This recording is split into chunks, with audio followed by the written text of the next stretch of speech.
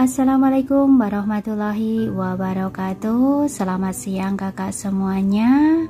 Kita lanjutkan lagi ya ceritanya. Dan makin kesini ceritanya makin sedikit ribet karena masih menyembunyikan status anak-anaknya. Dan bagaimana kisah selanjutnya? Kita langsung saja ke cerita berikutnya. Selamat mendengarkan. Bohong. Frank menggeleng. Kau mengatakan itu untuk menjauhkan aku dari mereka, bukan? Tidak, itulah kenyataannya. Kalau kau masih memaksakan kehendak, coba saja lakukan tes DNA. Aku 100% yakin hasilnya akan berbeda.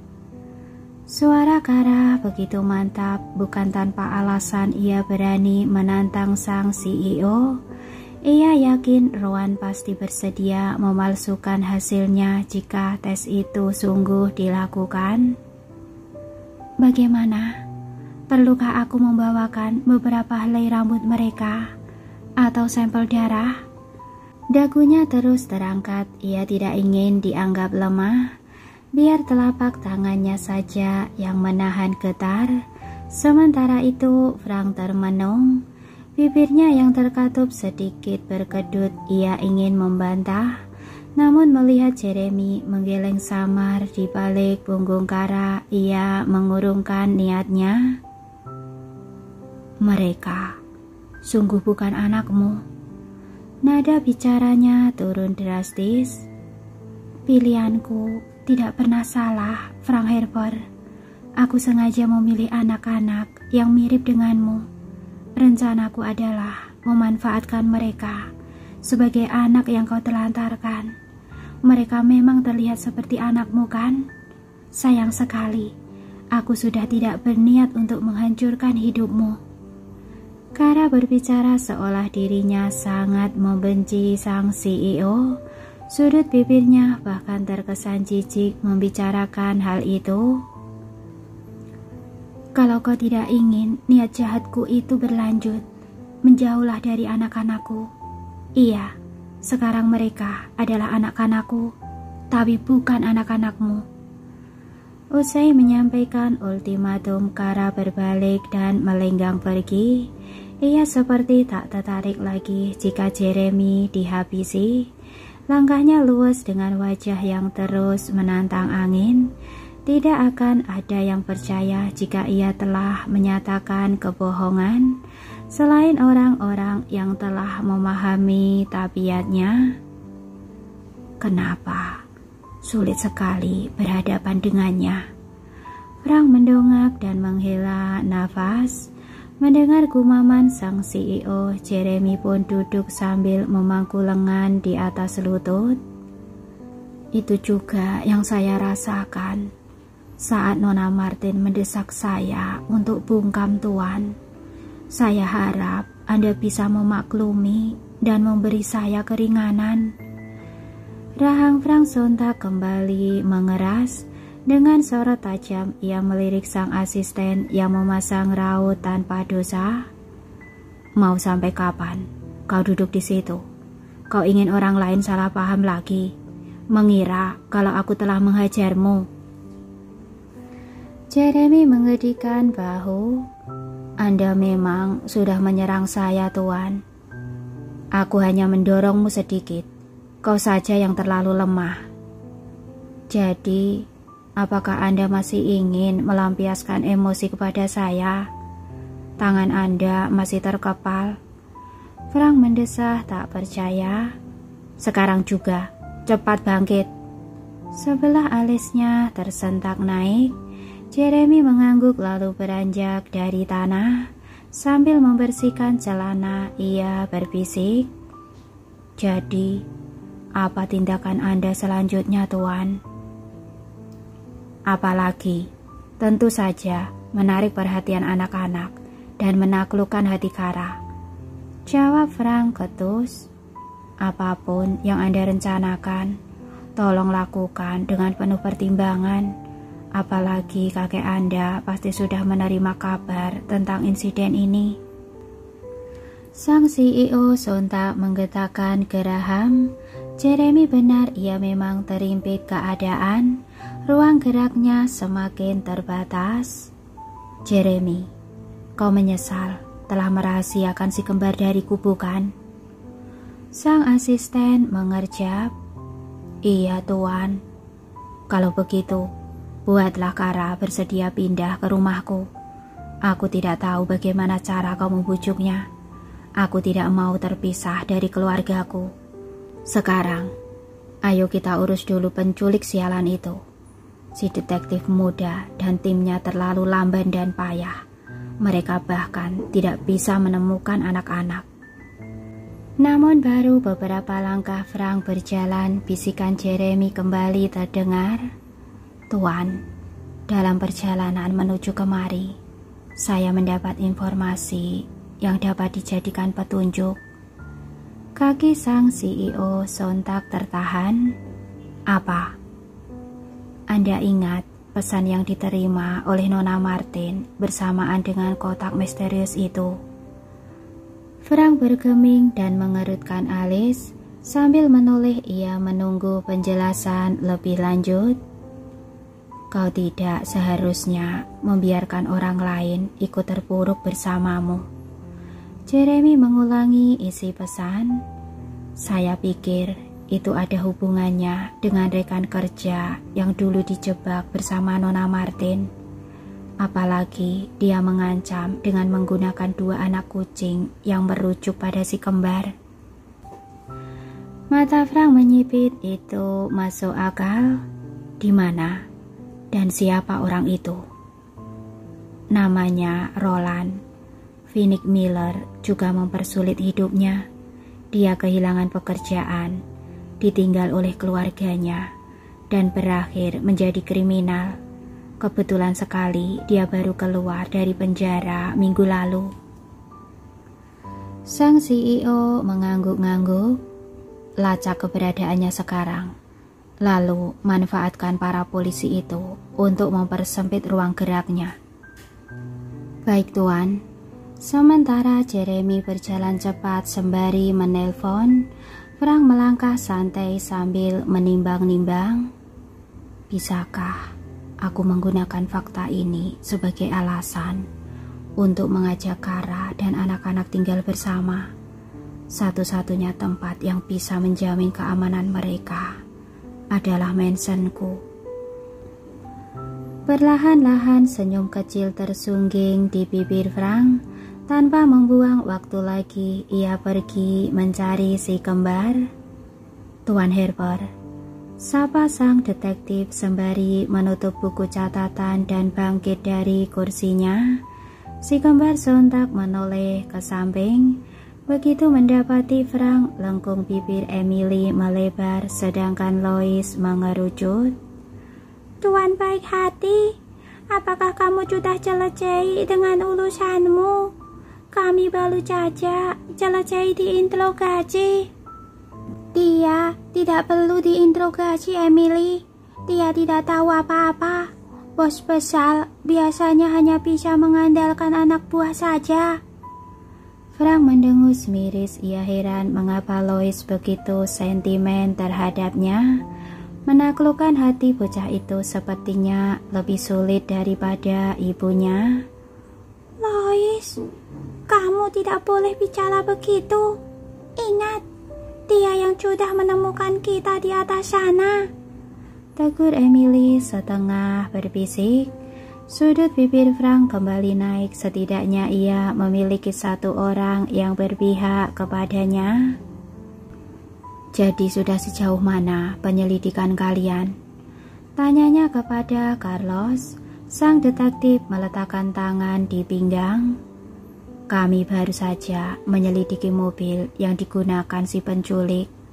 Ternyata... Raut Carlos mengeras. Nomor platnya tidak sesuai dengan kendaraan yang terdaftar. Dia jelas telah mencuri plat itu untuk dipasangkan ke mobilnya. Kedua alis Frank mendesak dahi. Ada berapa banyak kasus pencurian plat mobil dalam seminggu terakhir? Carlos diam-diam melirik si kembar. Ia tidak mungkin menyampaikan jawaban di hadapan mereka dan menimbulkan kekhawatiran. Kami masih menyelidiki hal itu, tapi jangan khawatir Tuan. Kami akan berusaha sebaik mungkin untuk membekuk pelaku. Sang detektif memasang senyum terbaiknya. Frank mengangguk. Terima kasih Tuan Carlos. Lanjutkan kerja baik kalian. Setelah sang detektif pergi mengurus hal lain, ia mengambil alih kursinya. Ia kini berhadapan dengan si kembar. Kalian hebat sekali, bisa melalui interogasi tanpa ditemani ibu kalian. Di mana dia? Frank mulai melirik ke sana kemari. Mama sedang menelpon nenek. Lois bersandar lebih dalam pada kursinya. Iya, nenek pasti sangat khawatir.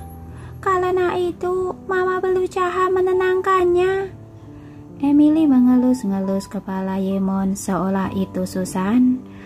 Frank mengangguk-ngangguk mengerti. Setelah memelihara keheningan sesaat, ia akhirnya menyentak alis. Apakah kalian takut? Tanyanya hati-hati. Emily mengangguk lugu, sedangkan Lois menggeleng pelan sambil berdecak. Kalau sebelah tangannya tidak digips, ia pasti sudah melipat tangan di depan dada. Itu pertanyaan bodoh Tuan Galak. Semua orang pasti takut kalau masih ada penjahat yang berkeliaran. Karena itu, kami berusaha sebaik mungkin untuk menjawab pertanyaan Tuan Detektif. Kami ingin penculik itu segera ditangkap. Frank berkedip tegas. Ia merasa seperti orang bodoh sekarang. Baiklah, kuakui kalau basa-basiku memang agak kaku. Yang sebenarnya ingin kukatakan adalah aku bisa membantu kalian agar aman dari si penjahat. Bagaimana caranya? Emily terdengar antusias. Kalian bisa tinggal di rumahku untuk sementara, setidaknya sampai penculik itu tertangkap. Lois tiba-tiba menurunkan alis. Memangnya ada berapa penjaga di rumahmu? Jika kalian menginap di rumahku, aku bisa menambah tim keamanan hingga berjumlah 30 orang. Penjahat itu tidak akan punya kesempatan untuk bertemu dengan kalian. Emily tercengang, Lois pun nyaris ternganga. Namun bocah laki-laki itu berusaha keras merapatkan giginya. Bagaimana jika kami ingin menemani nenek di perpustakaan? Apakah orang-orang itu akan ikut? Kami akan terlihat seperti sedang mengikuti pawai. Frank tertawa ringan. Tidak sebanyak itu anak manis. Aku akan menugaskan 9 pengawal untuk mengiring kalian, persis seperti pasukan yang bersamaku sekarang. Oke, itu terdengar keren. Angguk Lois kaku. Kami menghargai niat baikmu Tuan Helper. Sayangnya, semua keputusan ada di tangan Mama. Emily mengangguk setuju. Meskipun ia penasaran dengan rumah si bos besar, ia tetap harus mendukung sang ibu. Apa yang sedang kalian bicarakan? Si kembar menoleh melihat wajah cerah Kara. Mereka ikut melengkungkan bibir. Mama, Tuan baik hati menawarkan perlindungan kepada kami. Dia mengajak kami untuk tinggal sementara di rumahnya. Lanjut Lois dengan pipi menggembung. Menurut Mama, apakah itu oke? Senyum Kara terancam pudar. Cepat-cepat ia menutupinya dengan tawa kecil. Madu kecil, apakah kamu lupa? Kamu masih harus dirawat di rumah sakit. Gipsmu perlu diganti. Apakah terjadi pergeseran? Tanya Frank cepat. Ada kernitan di pangkal alisnya. Kara tahu bahwa respon itu tulus, tetapi ia tak ingin berpikir terlalu jauh. Lois banyak bergerak hari ini. Sang pria menghela nafas singkat. Wajar saja, dia sudah berlari dan bahkan naik tangga. Bukankah aku sangat hebat? Aku bisa menaiki tangga dengan 2 kaki dan 1 tangan. Celetuk Lois seraya menunjukkan deretan gigi mungilnya. Iya, kau sangat hebat, tapi sekarang kau tidak boleh banyak bergerak. Frank menimpali lebih dulu, ia bahkan mengusap kepala jagoan kecilnya dengan penuh kasih sayang. Kara semakin terusik. Tuan Harper, bisa kita bicara sebentar? Frank mengerti makna di balik suara lembut yang penuh penekanan itu. Ia pun bangkit dan mengikuti sang sekretaris mengitari mobil medis. Banyak orang bisa melihat mereka di sana, tetapi tak seorang pun dapat mendengar. Kara melipat tangan dan mulai berbisik. Untuk apa kau menawari si kembar tinggal di rumahmu? Bukankah sudah kutegaskan bahwa mereka bukan anak-anakmu? Kara, tidak bisakah kita berhenti mendebatkan soal itu? Sekalipun mereka bukan darah dagingku, aku sudah terlanjur mengenal mereka dan peduli. Penjahatnya masih berkeliaran di luar sana. Kalau kau memang peduli, izinkan aku mengundurkan diri dari Xavier. Dengan begitu, aku bisa 24 jam bersama mereka. Aku bisa melindungi anak-anakku sendiri. Sorot mata Kara begitu tajam dan mantap. Kau yakin ingin berhenti bekerja? Bagaimana kau bisa menghidupi mereka? Mereka butuh makanan, pakaian, serta pendidikan yang layak. Kara terperangah, sang CEO telah menyerang celah yang tepat. Aku masih punya tabungan. Kami bisa bertahan sampai hari pernikahanmu tiba. Alis Frank berkerut dalam. Ia tidak menduga bahwa sekretarisnya yang cerdas itu bisa berpikiran dangkal. Kau masih mengira ini perbuatan kakekku? Kara meninggikan dagu.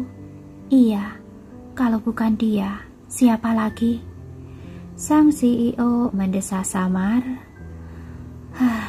Roland. Mata Kara melebar, pikirannya sontak tertuju pada pesan misterius yang ia terima tadi. Itu sangat mungkin ditulis oleh Roland. Pria itulah yang ikut terpuruk karena skandalnya. Tapi itu mustahil. Dia masih di penjara. Dia sudah bebas minggu kemarin. Terang Frank dengan suara pelan. Ia bisa melihat getaran hebat pada bola mata di hadapannya. Kara sangat mengenal mantan rekan kerjanya itu. Roland adalah seorang ambisius yang jenius. Pria itu memiliki segudang ide untuk mencapai tujuan dan tidak mengenal kata henti. Jika ia mengirimkan bangkai anak kucing, itu berarti ia tidak akan menyerah sebelum targetnya mengalami nasib serupa.